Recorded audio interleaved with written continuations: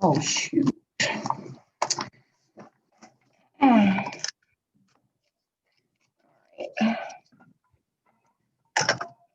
trying to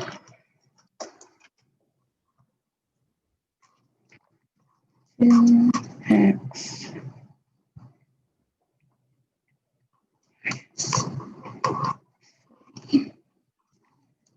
I guess this is how real interviews happen nowadays. Yeah, probably. Like if I were going to interview for something right now, it would probably be after school like this. Yeah, and via Zoom. It's, we're in a brand new time. Yeah. Yeah. All right, hold on. I'm trying to get last.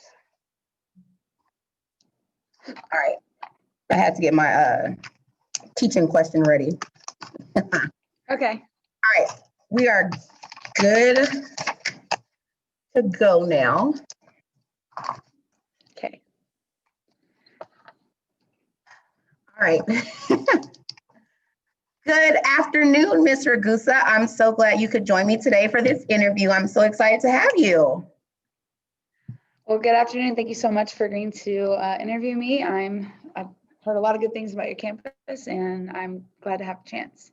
Well, thank you for accepting my offer to interview with me, because after looking at your resume, it seems like you're a very qualified applicant. So I'm excited for this interview.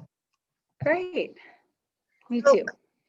Just tell me a little bit about yourself, Ms. Ragusa. Sure. So I've been teaching about 6 years now, and I always wanted to be a teacher since I was 4, but I studied environmental science in college, and I took a meandering route, taught some environmental ed at a national park, and I realized that what I really want is to have a tiny, bubble of my own classroom culture, my own little Mr. Ragusa's family of students, of minds I can shape and really affect more than just their mathematical skills, but their social skills and their perspective on themselves in our world. So, Okay, so I guess I didn't really tell you about me, but that's. get into environmental science, if you don't mind me asking. Oh, sure. So, the Macondo spill happened my senior year in high school, and my stepdad works for BP, and I was always fascinated with Colorado, and I applied to Colorado State, and their environmental ed program, specifically environmental communications, was most attractive to me, and I just really fell in love with the concept of kind of communicating to people about the earth and just small ways that we can do better practices to be stewards of the environment. And I didn't really know what that would entail, but environmental ed is where it took me. So if you were hired on our campus, would you be interested in possibly starting a recycling club? Absolutely, yes. 5 years ago, when Sci-Fair discontinued their recycling, I was pretty upset. I actually had my 4th graders write a letter to Sci-Fair. I don't think it's necessary for us to just throw all of that paper away. As teachers, we have so much paper that we throw away, and we could be recycling it. All right, that's great to know. Thank you. All right, Yeah. so are you familiar with our campus, Truett Middle School, at all? Yes, I'm a little familiar. I've looked up some of your demographics. I remember you guys are about, I think, roughly 80% economically disadvantaged, and I myself, although it's closed-minded, I don't intend on teaching anywhere but a Title I campus for my whole career. So you guys being a Title I campus, especially with the improvements y'all have made in the last few years, fascinate me. I'd like to know what's going on. I understood some murmurs of it was pretty rough a few years ago, and I'd love to know, something's happening on your campus. Things are looking up, and I'd love to be a part of it. So what entices you about Title I campuses? So, well, first of all, let's start with public school. Okay. I don't believe anyone should choose who walks in the door. And so I don't really see a situation where I would find myself educating in a private school. But as far as Title I schools go, I believe that those students are deserving of more love and attention. Hold on one second. I'm doing an interview with Miss Terry. Yes, we were recording.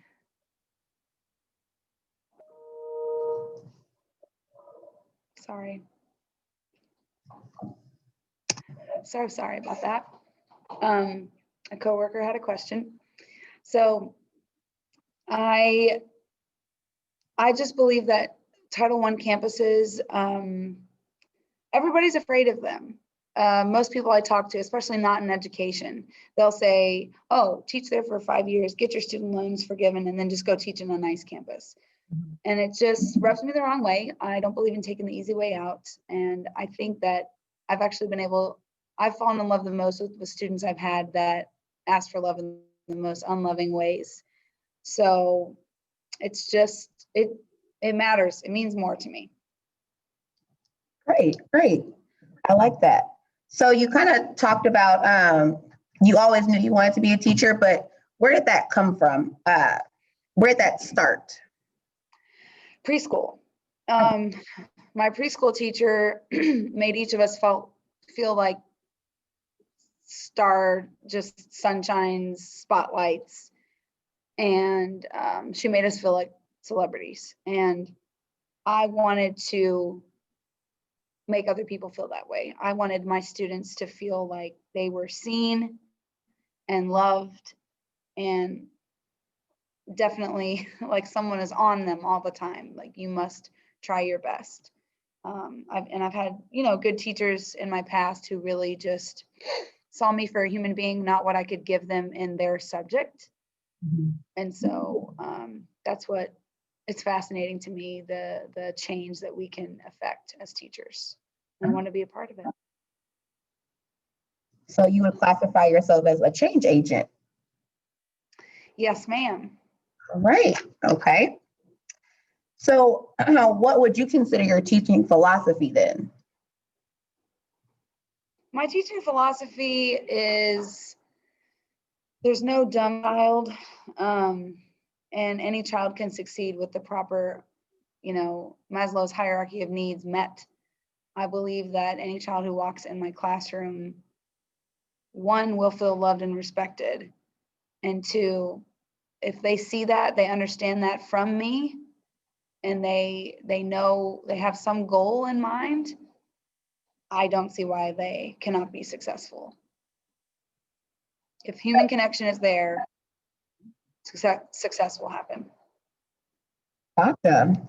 So I hear a lot of, student-centered. You want to make students feel loved, warm, and welcome. So how would you describe your classroom management style then? So every day to me kind of feels, and I, as a person, naturally outside of school, am not very consistent. I don't really like regimented things, but in my classroom, it is the same every day. So I can depend on that structure, and so can my students. They can depend on every day when they walk in, they know something's going to be in that cart for them to pick up. And if nothing's in the cart, they know that they already have it from the day before. Second thing is, before they even pick up the paper, they are seeing me. I'm greeting them. I'm telling them hello. I'm looking them in the eyes. I'm saying good morning. I'm saying good afternoon, asking them how they are. And they know as soon as they walk in this room, they have some calm music playing. And the environment is not too, over the top, but there's decoration here to make them feel warm and cozy, that this is their little math home. They know that they have a job to do. There's a warm up. There's a process that we do every single day that does not change. It does not waver. It's warm up. And as I walk in after the bell rings, my classroom management style is, I'm here. I'm so excited to see you every day, and let's go to work. It's just consistent. Do you think with you working at a Title I campus and you trying to come on to our Title I campus, that structure is a little bit more important for some of our babies because a lot of times they may lack some structure at home? Yes.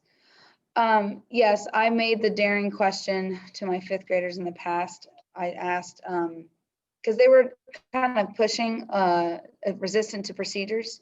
Mhm. And so I asked the question, how many of you feel like it's cleaner at school and there's more of a process? And a lot of them eventually opened up like, it's a mess at home. It's a mess. And I know that when I come to school, everything is in its place. There's a time and a place to do every activity. So yes, my students strive on structure. They thrive on it. They need it. I can even see a little bit of panic if something's going to be different. Yeah. Not to say that they're not flexible, but the anxieties are wiped out almost completely, that they know they have a structure every day. So I think that I would blend in quite well at your Title I campus with my structure. Perfect.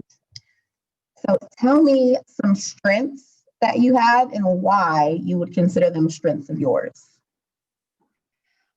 Some strengths of mine are that I care very deeply about my students. I tend to forget that they have other subjects. What I'm trying to say is I don't see them as little people who can produce math scores for me.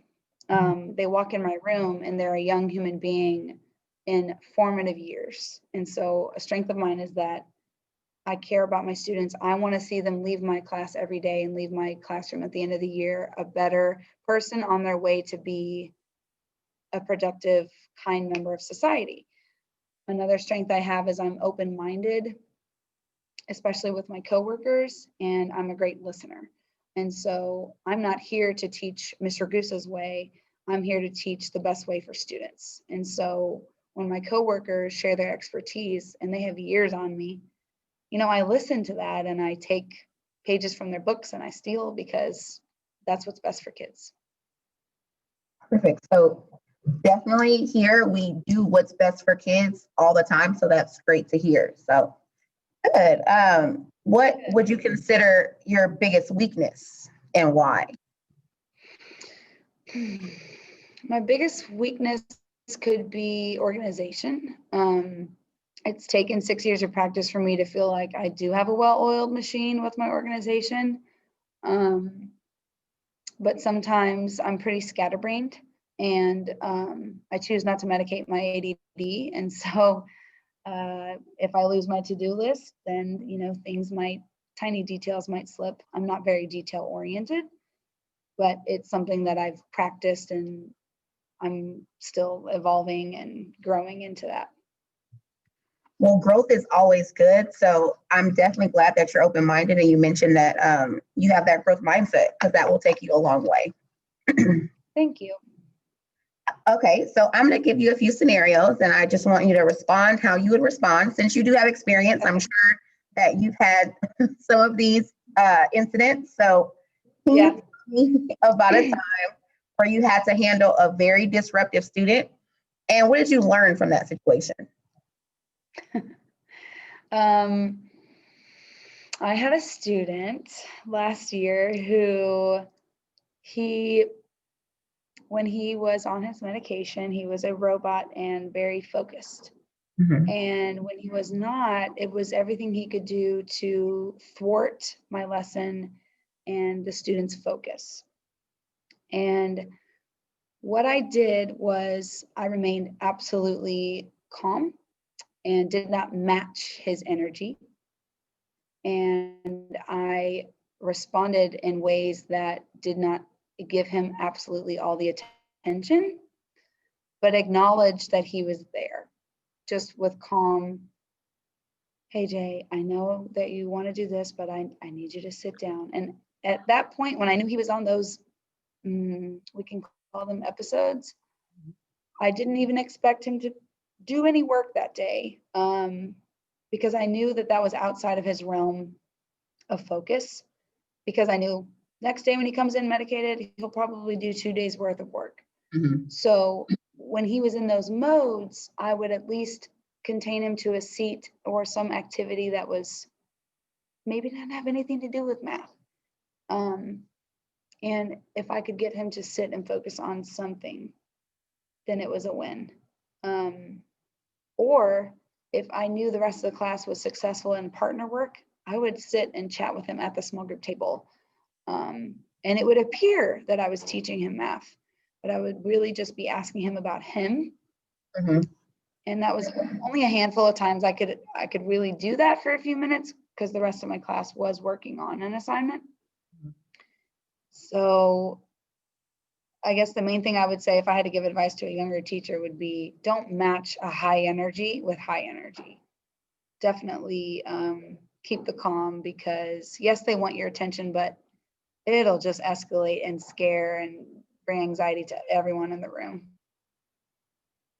Okay, that's some great advice for a new teacher. Another situation. Tell me about a time you've had to deal with an angry parent, and how did that situation grow you as an educator? Sure. This was years ago.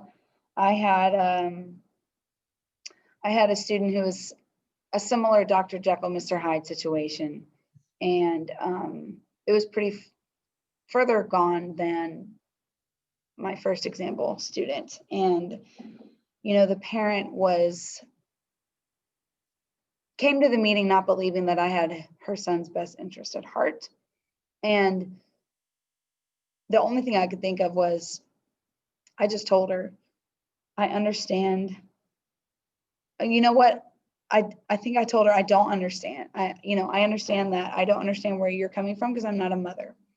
But I am telling you that all I want is for your son to be successful. And it's not, let's put aside that he was disrespectful to me and students and disrupting their learning. He's in the way of his own learning. And I know as mom, you want him to be successful. And so right now we're in his corner. He's not even in his own corner right now. And so it's not us coming down on him. It's us saying, be an ally to your own education. Mhm. And just showing the care of, look, we're on the same page. And it was tense. It wasn't like she just automatically smiled, but her wheels started to turn, and face-to-face conversations like this work much better too, or even Zoom as opposed to on the phone, just so they can see, oh, okay, this educator is a helper, not a herder. Yeah. And how did you grow from that as an educator? Oh, yes, sorry about that. I grew from that as an educator, realizing that, hey, there are some days where educators are short with their students when they shouldn't be, and that will come back to you in a parent conference. And so I learned that, again, if I have a high energy student, I need to remain calm because I might be having a conversation about this incident in the future. Yeah. And that child should never feel like I don't like them. Okay. So we're going to shift gears a little bit. So we have a very large ESL population here at Truett. So Okay. do you have any experience with ESL students? And if so, in what capacity? I do. Most of my years I've taught, I've had monitor students, I've had beginner, intermediate, and advanced level ESL students. And the main thing I've noticed is to help them be successful is those accommodations, those ESL accommodations, making sure that, we have sentence stems up, that if we have content posters, we use them, we refer to them. Making a picture in math is vital, and touching something, playing with it, manipulating it is a practice that I've used with ESL students in the past. Another one is parroting and having them speak back to me and say the words themselves. And then offering time to explain to each other, to explain to peers a concept that they understand and walk a peer through a process, I think has really helped my ESL learners adapt the English language and use it in math. So here at Truett, we do have the NAC program, which is the New Arrival Center. And Yeah. I heard you say that you had experience with beginners. So if you are hired in this capacity as a seventh grade math teacher, would you be willing to teach those NAC students? So they would, in order to qualify for NAC, they would have been in the country for 6 months or less. And they come out for math and they come out for PE. You would have support in there. One of the NAC teachers pushes in the math classroom. So you would have support. So is that something you would be willing to do? Yes, I would. I've never taught in that class before, but it sounds like a new, exciting challenge, especially I think that's great that you guys have that program and the support of that teacher pushing in. I would be definitely open to learning that instead of, coming up with ESL strategies and accommodations in a general education classroom. Good.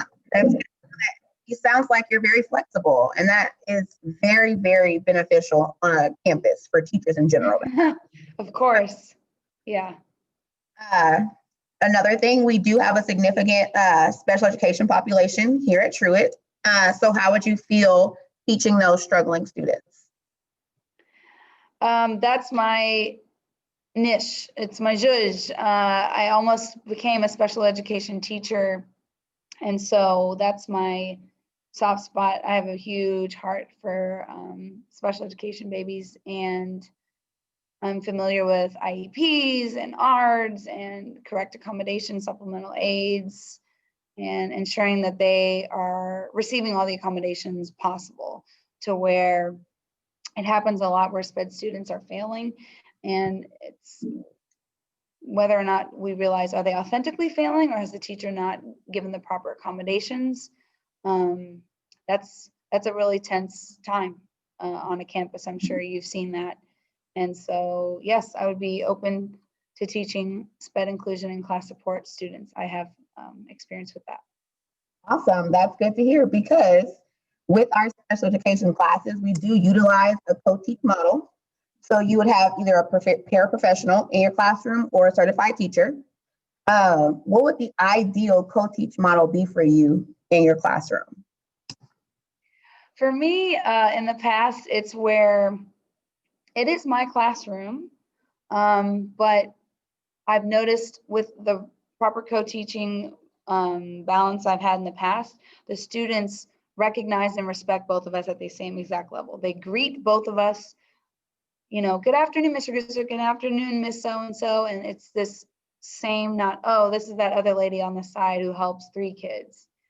And another ideal component of co-teaching would be, let's say I just taught the mini lesson and they're working on an assignment, that teacher would pull a small group and I would pull a small group. And, any student in that class knows that they can go to either of us for a question. Okay, good. So I like that. It seems like you're very big on teamwork. Yes. Yes. So I know that you've said you've worked with ESL students, you've worked with SPED students. A lot of times they're reluctant learners. So how do you encourage or entice those reluctant learners? So with reluctant learning, I know that it's a tense topic where people have said you shouldn't, bribe students for working. Mm-hmm. However, I've noticed that if I have a reward system in place in my class, or whether it be campus wide, it starts as they want to work for the bucks or the dojo points because they know they can buy a reward with it. Mm-hmm. And what happens, what I've noticed is over time, those behaviors that they explicitly tried to show and executed well to earn the bucks, to earn the points, eventually become second nature to them. Being respectful, turning in their work on time, working hard, showing their strategies, asking questions, working collaboratively. All of those are skills that I constantly talk about that I'm looking for. And yes, they're earning rewards for it consistently throughout the year, but eventually if I were to not give points for a day or a week, by the spring, they don't even notice it because it's part of their second nature. They're already operating on that collaborative, hardworking machine. And then especially with individual students who are just not really, they don't want to learn math because they don't want to learn math. Well, they know if they try hard on this assignment, they might earn some extra bucks to purchase a treasure box visit.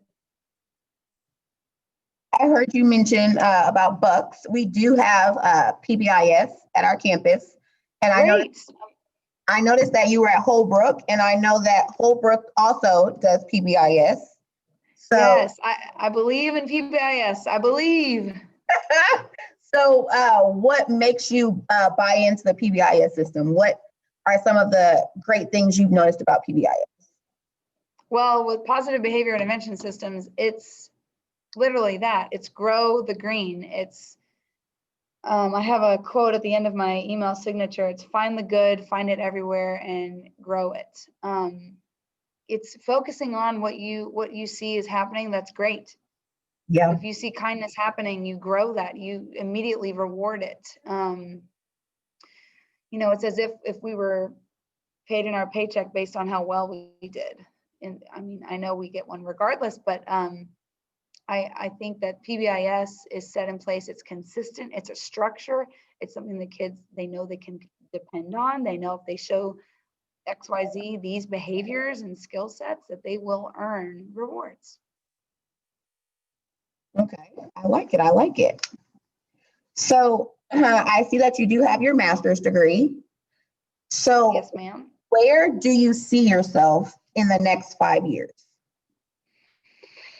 In the next 5 years, I'm torn, honestly. I'm stuck between a rock and a hard place right now. I love teaching. I love the classroom. It's my sanctuary.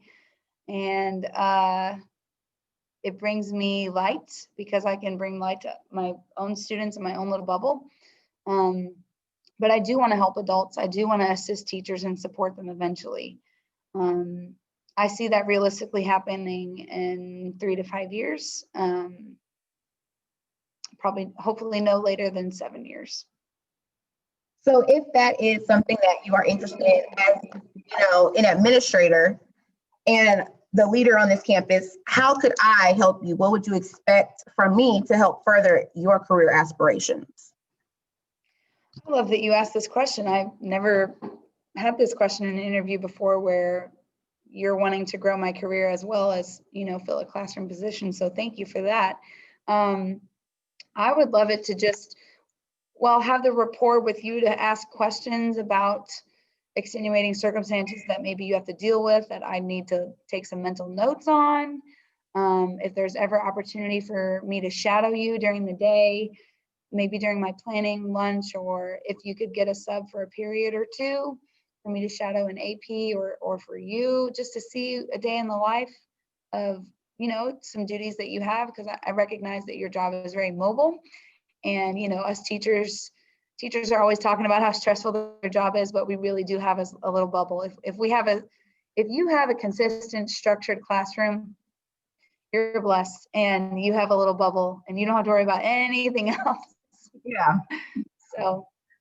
Very true. Very true. Well, I definitely believe in growing the people that are around me and helping, anybody achieve their goals, because I want great people to be great, and that's my goal. So anything you would need, if you do get this position, anything you would need, I would definitely be willing to help you make that happen. Thank you, Ms. Terry. I appreciate that extension.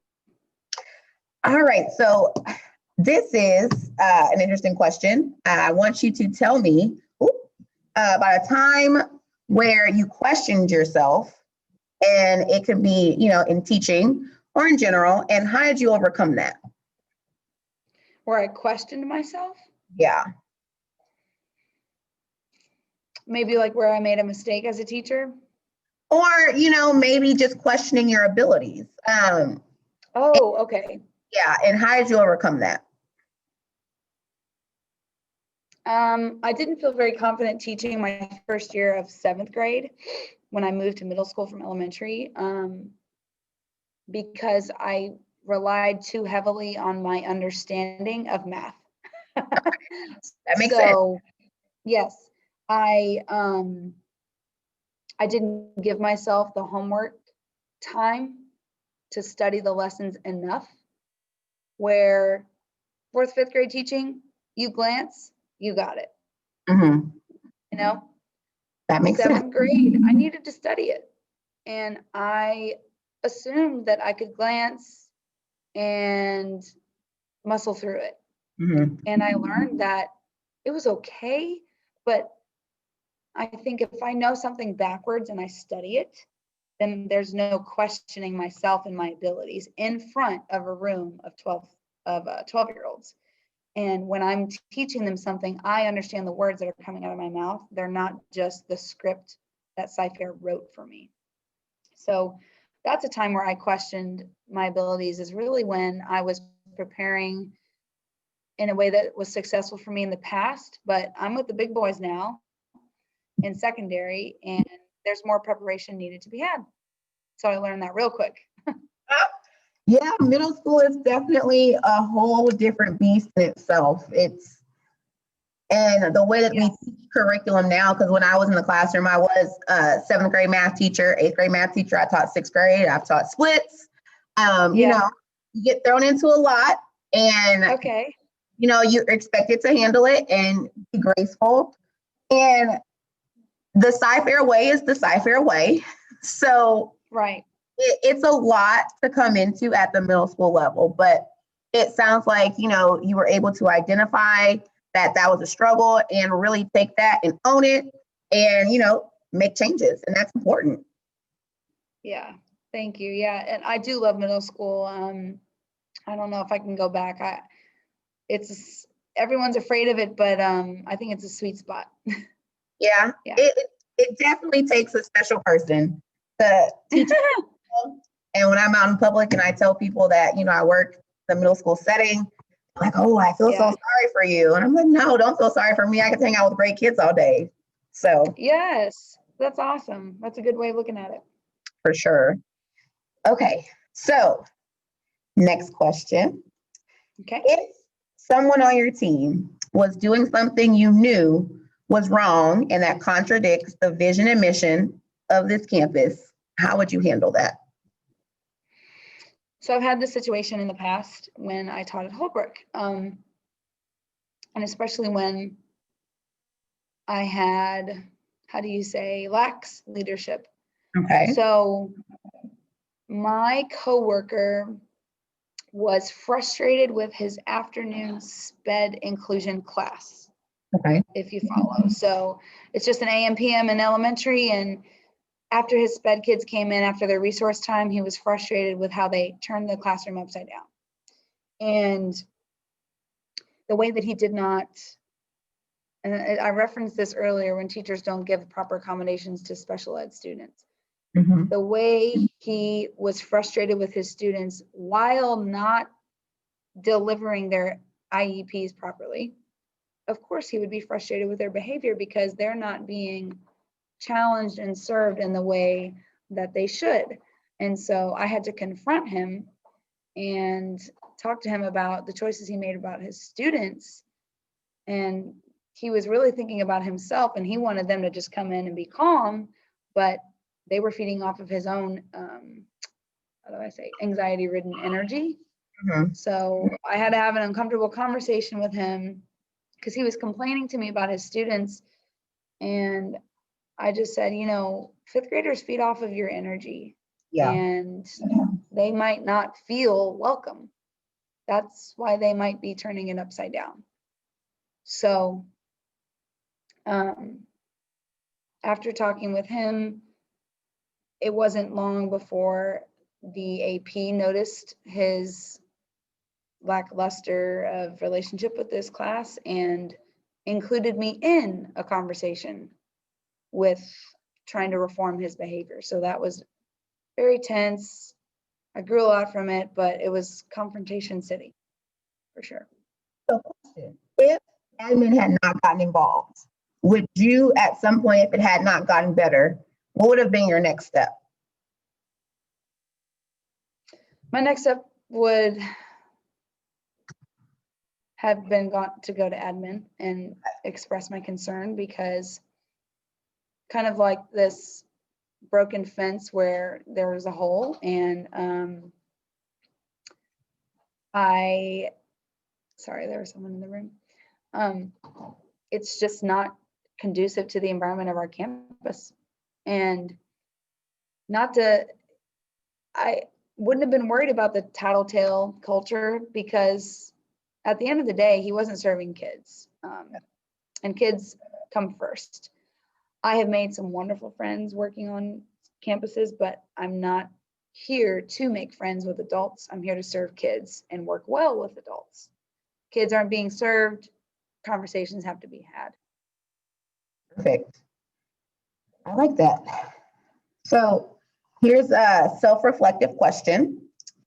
If you gave a test to your students and the majority of your students failed it, how would you handle that? I've had this happen. So the majority of my students failed it. How would I handle it? First, obviously I'm upset. I immediately look within. Something happened. Something went wrong with my teaching, my first instruction, maybe even my reteach. Is my small group instruction data driven at all? Are my table groups homogeneous? Are they heterogeneous? Do I have a red table and a green table of skill level? That's my first spiraling thought process. Second is the way I speak to my students after is, look, it breaks my heart as much as it might hurt you to see these grades. To be honest, I'm not doing my job well. And so we need to come together, and you need to speak up and let me know when I'm explaining something. If you're stuck, you're a seventh grader. And I don't know what positions you have open on campus, 6th, 7th, or 8th, but you're in middle school. You know when you don't understand something. So it's my job to really read you better and deliver better instruction to you, but you gotta tell me when you don't understand, because that's what I'm here for, is to help you. And there were tears and it was hard, but we had to start from scratch really on getting to understand each other. Because seen and not heard in a teacher's world sounds calm, but sometimes it might mean that they don't understand if they're quiet. For sure. That could be those reluctant learners that we talked about earlier. Yes. So I heard you talk about data and data-driven instruction. So how do you utilize data in your classroom? So I use data from unit tests to decide which questions, first of all, do I need to recycle into the warm-up, which ones were tripping them up. And especially it tells me which vocabulary I need to cover.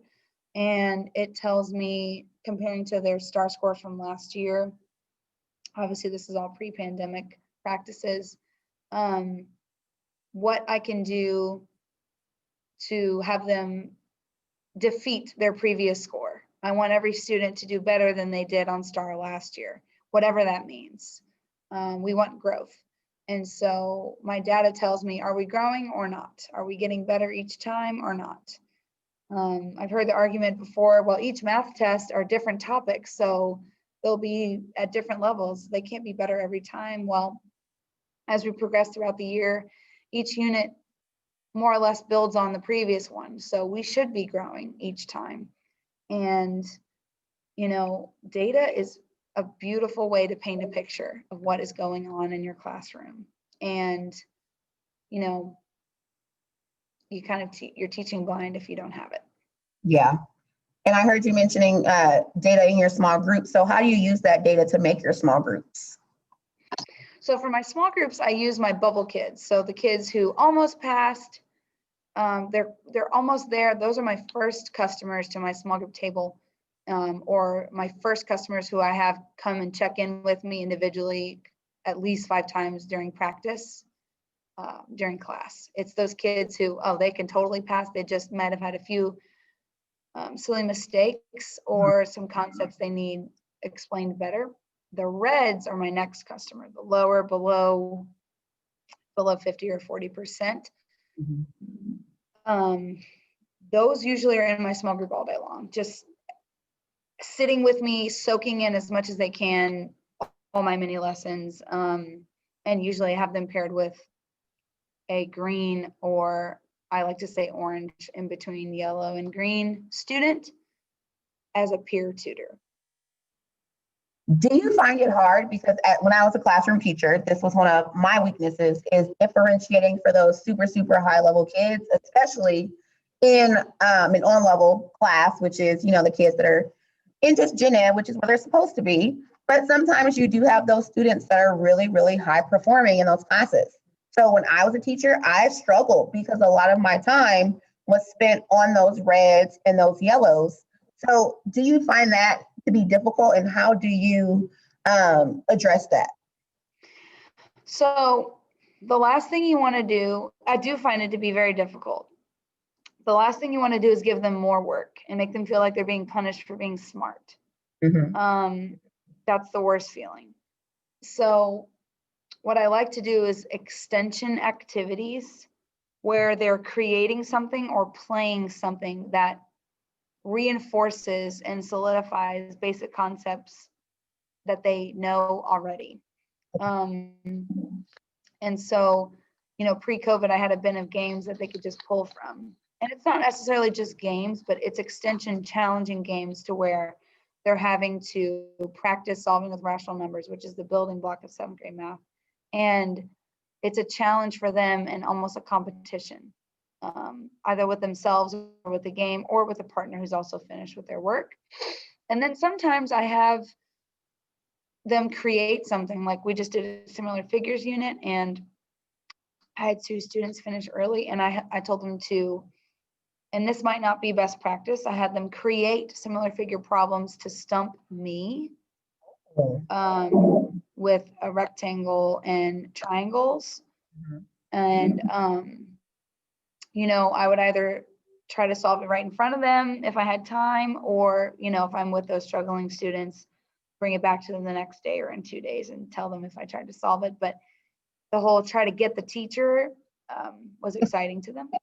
So I like that idea. That's really cute. I didn't think about that when I taught 7th grade math. I actually had an activity that was an extension activity where they would draw a face, and they would have to find the composite area. So that was fun. So you were to draw a face, you said? Yeah, so they would have to use shapes, and then they would find the area, composite area, and then they would make the smaller version of it. I like So that. it should still have the similarity of it because they're still similar figures, but similarity of each and every shape used for the face. Yep. Oh, so did you have things like trapezoids for the eyes and triangle for the nose and things? Yep. That's very creative. I'm gonna have to make a note. That's great. I try, you know, it's been a while since I've been in the classroom, but you know, I always like to push in classrooms and push into plannings and make sure, you know, that I lend some ideas, because, you know, it's always good to have a fresh lens on things. And I love that, you know, you had that idea. That's definitely creative, and I like the creativity. Thank you. And I'm ashamed to say I thought of it on the fly, and I should have pre-planned it. And so that's another thing I can pre-plan for those GT learners. So you mentioned pre-planning. So what would your ideal planning situation or planning period look like?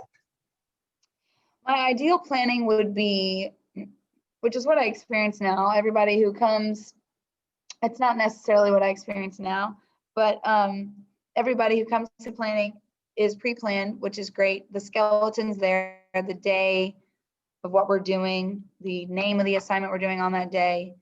Then maybe we write objectives and exit tickets together. And then we talk 15 to 20 minutes on, and then the first part, of course, should be a 5-minute check-in. Just a quick, we got the same thing on the pre-planning sheet. Awesome. Now let's take 15 to 20 minutes to talk about what strategies, how do you teach this? How do you teach similar figures? How do you teach solving 2-step equations? You know, because the way I teach it might be different in the realm of how Sci-Fair wants us to teach it. Excuse me one second. But what it turns into is, well, I'll just tell you my ideal. So that's my ideal.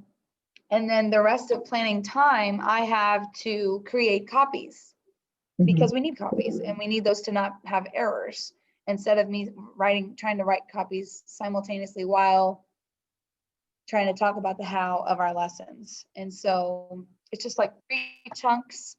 Talking about the how should be the biggest chunk, but there should be time in that conference period to make copies instead of after school. Okay, that definitely sounds like it would be productive. Do you feel like everybody should have their own specific roles when you guys are planning as a team? Yes, yes. And I thrive on that when everyone has a lane of how they produce and help out the team. And so our team has it pretty oiled. One person does homeworks, another person writes warm-ups, and that's every week. Another person writes or does copies and the Schoology folders in the sandbox. And then I don't know what your campus expectations are for lesson plans, but for my team, I've written lesson plans and I share them with my teammates every week. And I think they write their own, but it's good to check in with each other to see, we're on the same page. So. Okay. I definitely heard you mention Schoology. So as a district, we are using Schoology. Oh, great. Give me one pre-COVID lesson where you utilized technology and you feel like it was like a home run lesson. Okay. Back in the class flow days, it was awesome. It gave the students autonomy on how they were going to answer the question because they got to draw on the screen and then push it. And then everybody got to see what they wrote and they felt very powerful. It was like a virtual way of walking up to the board and writing. And, it definitely instilled collaboration and group activities. Every group had one screen and laptop that they had to share. It was beautiful. I've also used, laptops in the classroom. We got 8 in the classroom in the past. And we did some blended learning where I would have a mini lesson and then I would have an independent practice and then maybe a quizzes or a gizmos. Those are usually for science on a laptop, and they would rotate in stations. And they seemed to be engaged because they knew they were going to get technology time. Pre-COVID, that was fun. I am familiar with blended learning. Do you think in the middle school setting, because I do know in elementary school, you guys had a lot more time as far as, you had an AM block and a PM block. But our periods here are 47 minutes. So if you could take something from blended learning, what pieces would you take? Because it's kind of hard to cycle through all of those 5 sections of blended learning within a 47-minute period. Right. So I would do my own brand of blended learning in middle school because I can't do 5 stations, It would really just be 2 things. It would be on your own pace, you have these assignments to finish. It would either be timed stations where half the class is doing the independent, half the class is doing a group quizzes because there are only 8 laptops, of course. And then a timer goes off and you switch. And just separating half the class, these half are doing one thing, these half are doing the other. It excited the day a little bit where the students weren't all with a piece of paper at their desk, which is how we're doing it in pandemic learning. And the students are lovely and they're rolling with it and they're working hard, but it's sad. we miss the blended. Yeah. So I have one last question and kind of a question that I would like you to, problem I would like you to solve as a teacher, how you would teach it. Okay. But how do you feel about creative grading? Because we do have, an interesting population here, and a lot of teachers find creative ways to get grades to make sure that students are successful. not making up grades at all, but, taking certain things for grades, making sure students, have that support from us. How does that sound to you? I'm a little familiar with that. It sounds flexible, and it sounds like you're meeting the learner where they are, so that they can grow. Instead of making every kid fit a robotic box that our giant district has created. I understand that concept. However, I think it can be used authentically and with integrity. Yeah. Like in the spring when you had a conversation with a kid about a certain concept, that was a 70. Because you're like, you know what, he gets it, moving on. But there is something to be said about work ethic and learning to do hard work, and learning that you have assignments you have to complete, baby boy, and that's it. And that's the bottom line. And so I am flexible, but I do not want my students to think that they get any sort of freeloading opportunity with me. It might be a creative way that they fulfill that grade and that need, but it won't be an easier, lackadaisical way, if that makes sense. That makes perfect sense. Okay. For sure. All right. So I am going to give you a two-step equation, and Okay. I want you to tell me how you would possibly introduce this concept, how you would teach this concept to a student. So I would be your student, and I have absolutely no idea how to solve it. So I'm going to share my screen. Okay. And I'm actually going to make you a co-host so that So that I can share. Yes, ma'am. Okay. There's a janitor here. Custodian. Okay, 2 minus 3. Okay. Equals 6. Hi.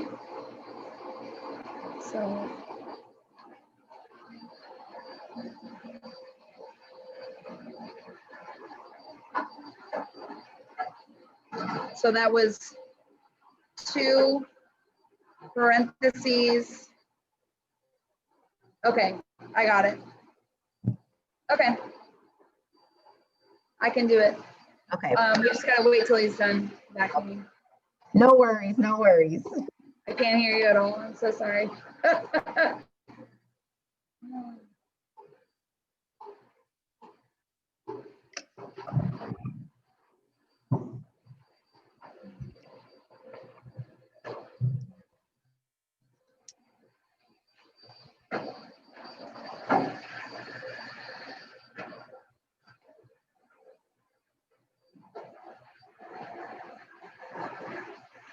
Okay, I'll share my screen. Oh, I don't think I can. Hold on. Yes, I can.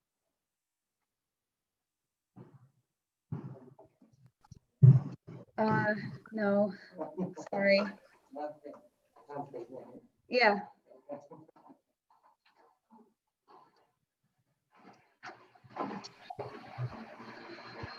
Do you want to stop the recording and then resume it? Do you want to stop the recording and then resume it? I can.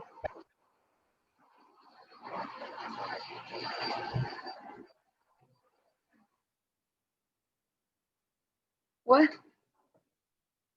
What? Oh.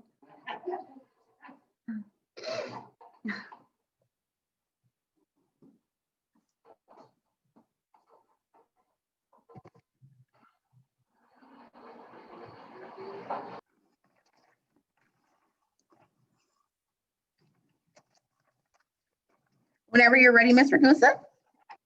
All right. So let me just tell you before I start, as if you're my student, I would not be teaching you this unless I had taught you first something like this. First, a one-step equation, then a one-step multiplying, having to divide the coefficient. Then I would have taught you in the natural progression something like a two-step equation like this. Okay. So just to let you know, as my student, you would know these processes at least.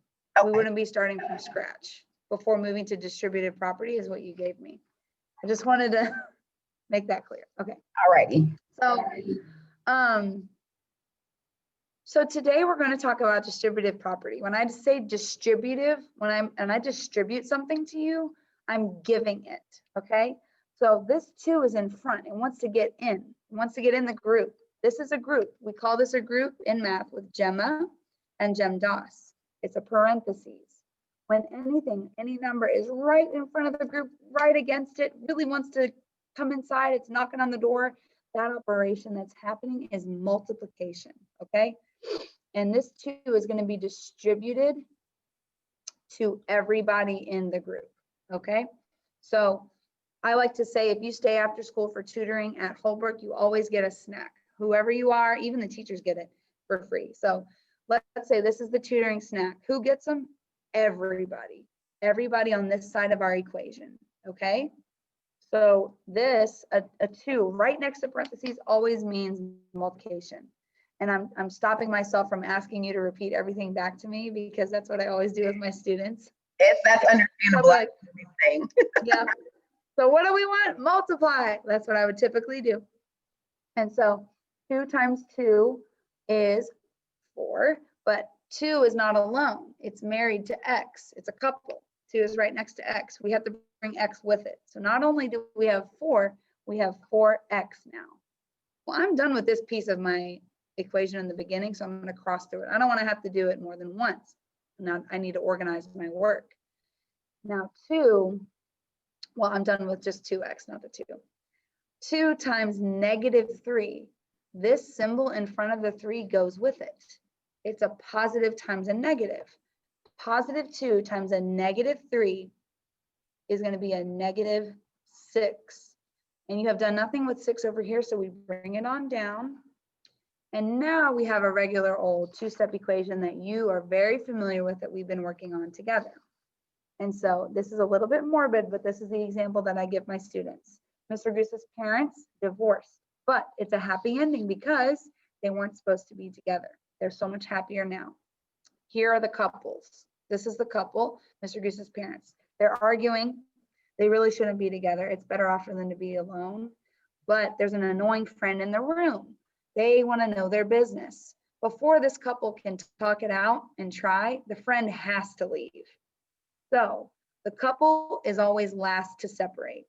First, you move the friend who's up in your business. It's the constant. They're constantly being a pain in the butt. Whatever operation we see, we do the opposite to get rid of it. -6 plus 6 will give us 0. That's exactly what we want. We want the friend to be gone. Monkey see, monkey do. Whatever I do to the left, I have to do to the right. You see that? They're the same thing. This is gone. Now I have 6 plus 6 is 12. The couple still arguing. Let's see what we can do for them. We got to bring them down here. 4x equals 12. A 4 right next to x, just like the 2 right next to the parentheses, means multiplication. It's like an invisible multiplication right here. Earlier I said whatever operation you see, you do the opposite to get rid of it. Same exact concept here. Whatever operation I see with my eyes, I do the opposite to get rid of it. And what is the opposite of multiplication? Division. We can't divide x. You can't divide a letter. I don't care how much you love reading, you cannot divide a letter. You have to divide the number away from the letter. So we divide 4 divided by 4. The way I like to think about this, sometimes I refresh my students even on basic things like 6th grade. If I have a pizza of 4 slices and I eat 4 of them, how much of the pizza did I eat? The whole thing, 1. So this is now 1x. If you have an x by itself, there's an invisible 1 right here. Monkey see, monkey do. This looks like an improper fraction, and it is, but it means 12 divided by 4, which would give me 3. And let's say I'm not really confident in the work I just did. I don't know if I got it right. I'm going to replace and substitute, just like Mr. Gusa has a substitute sometimes, maybe twice a year. We replace X with 3 because we think X has the value of 3. If you change this to a 3, you will find that this is the solution to your equation. 2 times 3 is 6, and 6 minus 3 is 3. 3 times 2, did I do something wrong? No. So we would do 2 times 3 first, which is 6. And 6 minus 3 is 3. And then 3 times 2 equals 6. And so we have a solution. So it fits perfectly, and we verified our solution. Thank you so much, And Ms. Producer, for that. That was amazing. I feel like I was learning again for the first time. Thank you. You really did great. And I appreciate you letting me put you on the spot like that. I know usually some interviews don't ask you to teach, but I'm very big on instruction. And as a principal, you have to be the instructional leader on your campus. So Right. I take that very seriously. So you did amazing. No worries. Thank you. And just one last question. Do you have any questions for me? I think I do. What is your, I have a few questions. Let me try to narrow it down here. Okay. As a principal, what is your ideal, it's kind of 2 parts. What is your ideal teacher? Okay. And what is your ideal relationship with your teachers? First and foremost, I am a teacher. I wanted to be a teacher my entire life. My mom was a teacher. Both grandparents were a teacher. So I want to teach regardless, and whether it's children, whether it's adults. So I take the principalship as more of a coaching, teaching role, and I want to mentor anybody that's willing to grow. And like I said earlier, as far as your career aspirations, that's something that I want to nurture and nurture you as a teacher in general, or whether it's my assistant principals. So that's how I view myself. And as far as teachers, work ethic goes a long way for me. And, you know, I like my teachers to be student-centered. We're here for kids. And of course, as an administrator, I deal with adults, but teachers tend to deal with students more. And I don't want negative teachers on my campus. I want teachers that actually love to be here and have a true, genuine passion for working with children, because our kids do come from rough situations, and a lot of them need love because that's the only time that they're receiving that. So that's really important to me in my teachers. And that's what I look for to hire. Awesome. Thank you. Do you have any other questions for me? No, I don't. I really appreciate your time. Thank you for giving me a chance, and your campus sounds wonderful. And thank you for that. And I will definitely follow up with you. And I will reach out to you if we decide to go with you, and HR will be following up if we do decide to go in your direction. Thank you so much. Thank you so much, Mr. Gusa, and have a great rest of your day. You too. Thank you. All right, bye. Bye.